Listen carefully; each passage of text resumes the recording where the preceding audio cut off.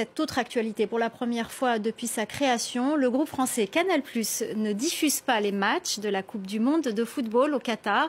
C'est un groupe togolais, New World TV, qui a raflé les droits de diffusion pour toute l'Afrique francophone. La question est de savoir comment une chaîne togolaise a pu remporter l'exclusivité des droits de football à la surprise des professionnels. Élément de réponse avec ce reportage à Lomé au siège de New World TV. Il est signé Emmanuel Sodji et Raphaël Ntali. Dans le monde du sport business, c'est une petite révolution qui vient de se produire avec ce groupe africain de télévision qui envoie au tapis Canal+, le mastodonte français de l'audiovisuel. Depuis le début de la Coupe du Monde au Qatar, cette chaîne togolaise transmet en exclusivité dans 19 pays d'Afrique francophone tous les matchs de football. À Douala, nous avons une cinquantaine de techniciens, ingénieurs de son, ingénieurs télécom, les cadreurs. À Lomé ici, nous sommes une soixantaine. Le montant exact payé à la FIFA pour obtenir les droits n'est pas connu, mais New World TV dit avoir payé plus de 15 millions d'euros.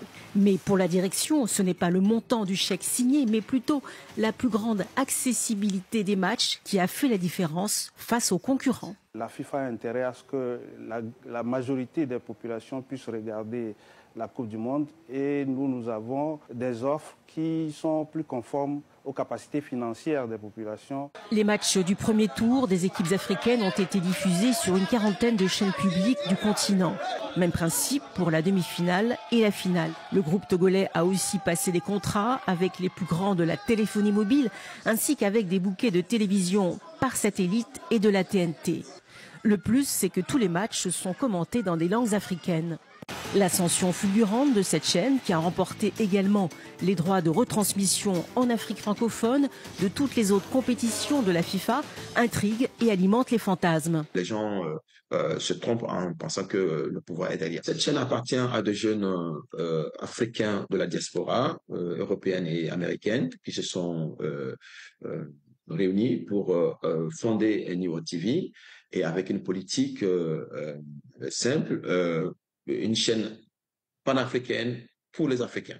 Elle a recruté des consultants foot très convoités comme Basile Boli, Emmanuel Adebayor ou le père de Kylian Mbappé. Au dernier décompte, 13 millions d'Africains regardent les matchs via leur téléphone ou par le biais des chaînes cryptées sous-licenciées par New World TV. Et comme on a parlé de Sadio Mané, comme on a parlé de Karim